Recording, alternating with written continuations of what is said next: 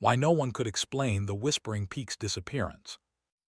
The Whispering Peaks National Park stretched across the unforgiving heart of the continent, a colossal expanse of ancient granite and primeval forest, its jagged summits often shrouded in a perpetual, mournful mist.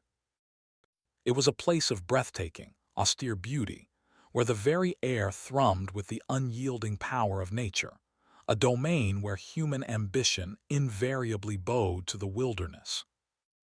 Its reputation preceded it: unpredictable weather, treacherous terrain, a whispered legacy of unforgiving isolation.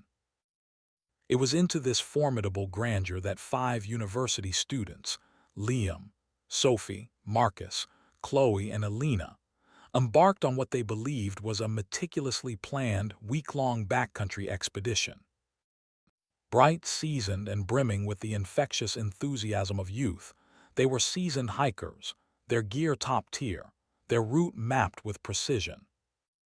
Their families received detailed itineraries, emergency contact protocols, and the promise of daily satellite phone check-ins. On day 5, however, the digital tether snapped. The planned return date passed in unsettling silence.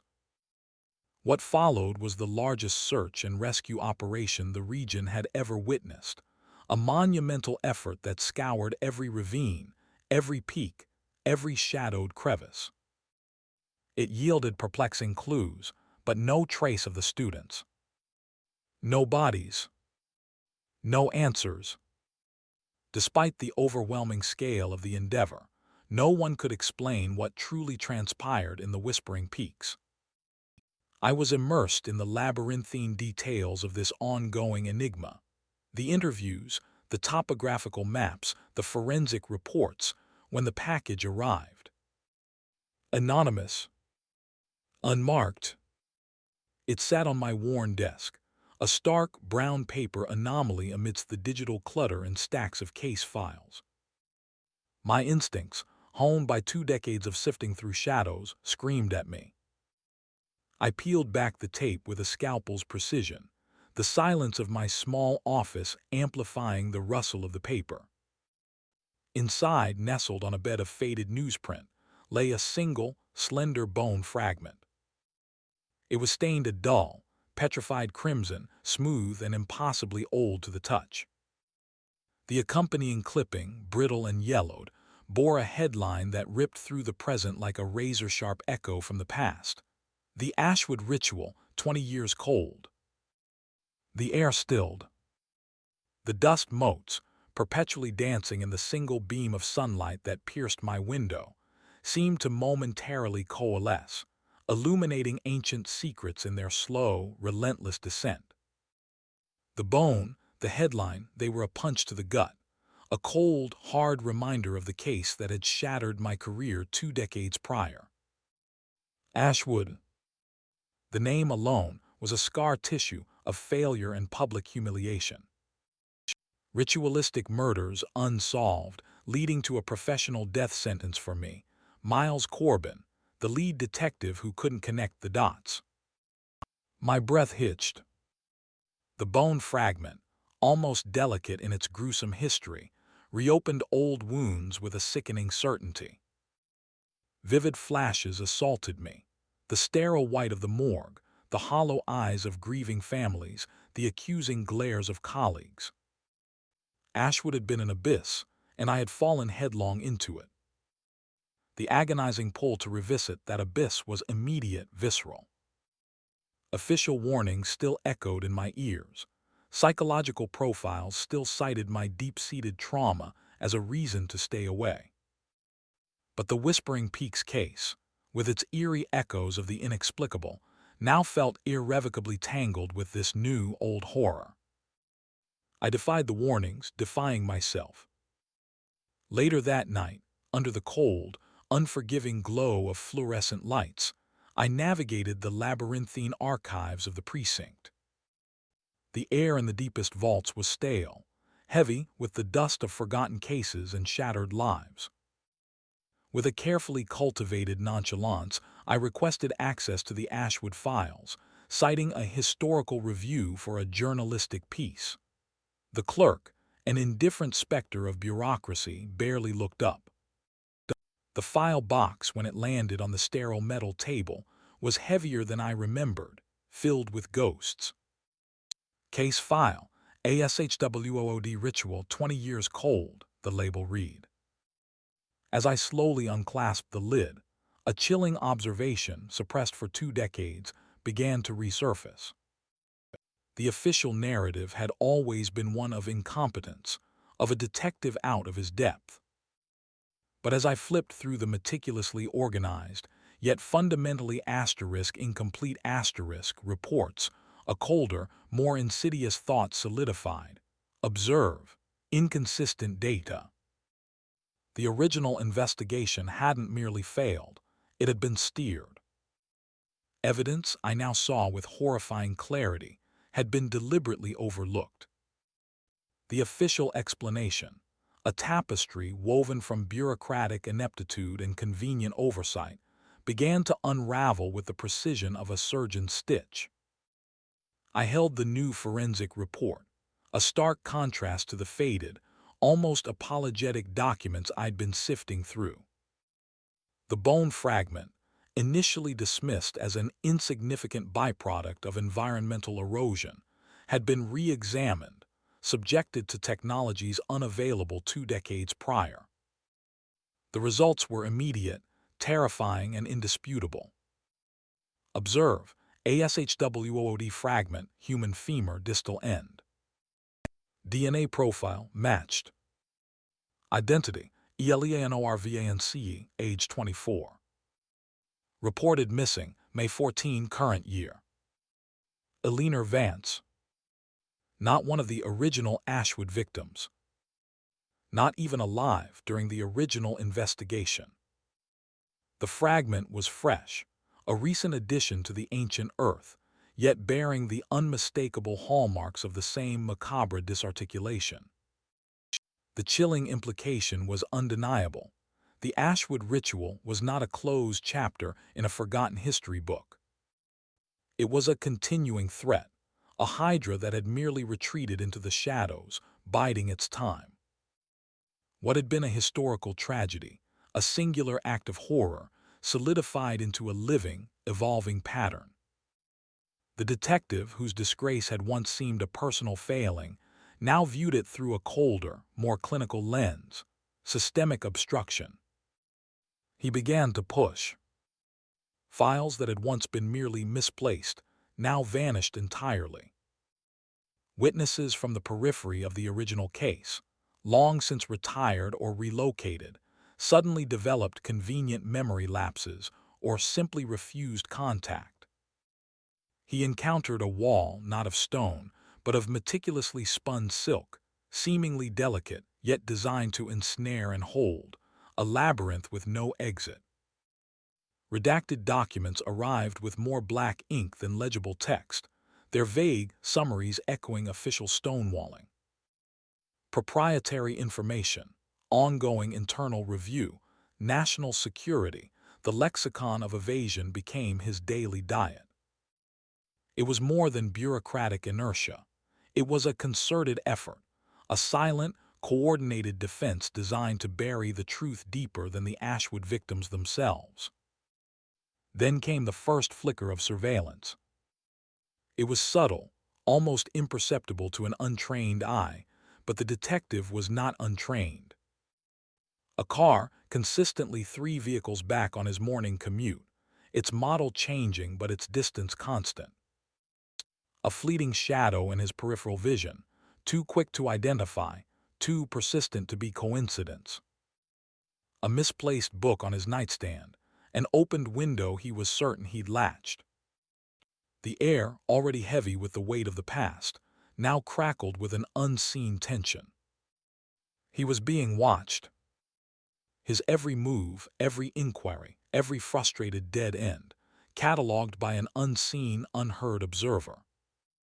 The hunter had become the hunted, marked as an unwelcome disruption to a delicate, predatory ecosystem. The true breakthrough, however, arrived not through official channels, but through the margins of the forgotten. Deep within a tattered Ashwood case file, tucked between a discarded interview transcript and a blurry crime scene photograph, was a cryptic handwritten note. It wasn't official. It looked like a personal memorandum from an officer long since deceased. Whispers of the sunken hearth. They say the old ways die hard in the hollows. The sunken hearth. The detective's research led him to a place name, long disused, pointing to an ancient, derelict homestead nestled in a secluded, overgrown valley, miles from the nearest paved road. The journey was punishing, a forgotten path reclaimed by thorn and root, the air thick with the scent of damp earth and decay. When he finally broke through the dense foliage, the scene was one of profound desolation. A skeletal chimney clawed at the gray sky, all that remained of the hearth that gave the place its morbid name. Rotting timbers like ribs outlined the footprint of what was once a structure. Yet this was no undisturbed ruin. Amidst the ancient debris, fresh marks marred the soil. A recently extinguished fire pit, its ashes still warm. A scatter of unfamiliar, crude symbols etched into the remaining stone. And then the undeniable, a precisely aligned series of stones, forming a disturbing circle in the heart of the overgrown clearing. A collection of meticulously carved wooden effigies, still smelling of fresh sap, awaited their placement. It was a tableau of preparation, a stage being set. The Ashwood ritual, it appeared, was not merely continuing, it was being rehearsed. The echoes Liam spoke of in the Whispering Peaks, the unsettling sense of a presence, now resonated with a horrifying clarity here at the sunken hearth.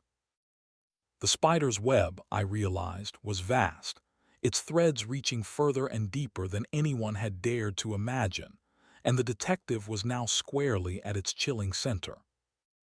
The detective, a ghost in the shadows, felt the true weight of the sunken hearth.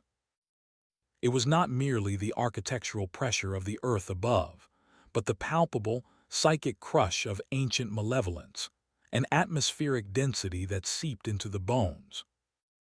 The air, thick and still, carried the scent of metallic earth, damp stone, and something cloyingly sweet, like overripe fruit left to decay in a sealed chamber. The figures arrayed before the central altar were not the ragged fanatics of my initial fears. Each moved with a precise, almost choreographed languor, their robes of deepest midnight swallowing what little ambient light dared to filter down. Their masks, not grotesque or fear-inducing, were instead crafted with an unnerving elegance. Stylized representations of predatory birds, noble beasts, and even the impassive faces of forgotten deities, all rendered in polished obsidian or dark, veined marble. These were individuals accustomed to command, their very posture radiating an authority that transcended the ritualistic trappings. The soft, rhythmic chanting that began, a low, guttural hum that vibrated through the very bedrock, solidified my understanding. These were the architects of power, not its pawns. The focus of their reverence, and my dread, became terrifyingly clear. At the altar's heart, cradled in a receptacle of blackened silver, rested an object that chilled me to the marrow. It was an orb, not much larger than a man's fist, fashioned from a stone so utterly devoid of light that it seemed to drink the very essence of existence. This was the obsidian eye. Its surface, a flawless, unsettling void, held no reflections, yet staring into it, I felt a dizzying pull, a sensation of infinite depth. The Ashwood victim's hidden journals, painstakingly transcribed from faded scrawl, had described it with chilling accuracy. The eye watches, unseen, guiding the hand, witnessing the sacrifice. Here, in the oppressive silence broken only by the synchronized drone of the masked figures, the multi-generational, ritualistic pattern was no longer a theory. It was a horrifying, undeniable reality. The whispers Liam heard in the peaks, the echoes of a presence, now resonated with the silent, watchful gaze of this ancient artifact. As the ceremony reached a crescendo, the chanting swelling into a unified, resonant hum, a tremor ran through the stone floor. A masked figure, its visage a stylized raven, stepped forward, its arm extended towards the obsidian eye. The detective, frozen in his hidden alcove, felt a primal urge to recoil. It was then, amidst the sudden surge of malevolent energy that pulsed through the chamber, that his foot, seeking purchase on the uneven stone, dislodged a fragment of loose shale. The sound, a minute's scrape against granite, was magnified tenfold by the unnerving silence that immediately followed the peak of the chant. Every masked head, in a single synchronized movement, turned. Not towards the detective's position, but subtly, inquisitively scanning the periphery. The raven-masked figure paused, its head tilted, an almost imperceptible shift that felt like a predator scenting its prey. Time elongated, stretching into an eternity of held breath and pounding blood. The detective, pressed against the rough-hewn wall, became stone, every muscle locked, every breath shallow. He imagined the unseen eyes behind those masks, piercing the darkness, seeking out the anomaly. The proximity of discovery was a cold hand gripping his throat. Then, as suddenly as it had paused, the raven-masked figure completed its gesture, and the ritual resumed, the collective attention recentering on the obsidian eye. The moment passed, a razor's edge escape. But the detective knew his time was short. With a renewed surge of desperate adrenaline, he moved. His fingers, deft and practiced, snatched not at the eye itself, but at a parchment scroll that lay half unfurled near the altar, a series of complex glyphs and what appeared to be numerical sequences covering its surface. Simultaneously, a hidden mic already activated captured a final, crucial snippet of audio, a voice, resonant and unmistakable, cutting through the ceremonial drone with a clipped instruction. It was a voice he knew, a voice that belonged to a figure beyond reproach, a pillar of the community, whose name adorned the city's most respected institutions. "Ensure the purification is complete, Senator," the voice had commanded, its tone devoid of ritualistic flourish, chillingly businesslike. He moved silently, swiftly, retracing his steps, the coded message clutched in his hand, the spectral recording burning in his mind. The senator, the very understanding of the city's power structure, the fabric of its morality, splintered and fell away into the suffocating darkness. The spider's web, I realized, was not just vast. It was woven into the very foundations of society, and the detective had just torn a thread from the heart of its most dangerous design. The understanding, once formed, settled over the detective like a shroud woven from cold iron. The senator, the sheer audacity, the depth of the rot, demanded a response beyond conventional channels. The conventional in this city was clearly a compromised conduit. He moved with a renewed, almost ritualistic precision, his mind already sketching the outline of a strategic withdrawal, a necessary sacrifice. The leak was not a flood, but a calculated drip. A single, encrypted package of raw data, anonymized and untraceable, delivered to a carefully selected network of digital dead drops. It contained no explicit accusations, no names, only fragments of financial transactions, obscure land deeds and coded communications, enough to raise questions, to plant seeds of doubt in the fertile ground of public speculation, but insufficient to directly implicate. His intention was to rattle the cage, to force the serpent to stir, to expose its scale without revealing the hand that poked it. He watched the digital ripples from a forgotten cafe, the clatter of porcelain, a stark contrast to the silent, invisible war he had just initiated. He knew the cost of such a gambit, the fragile equilibrium he had disturbed. A house of cards, intricately balanced, could collapse with the faintest tremor. He just hadn't anticipated the velocity of the ensuing avalanche.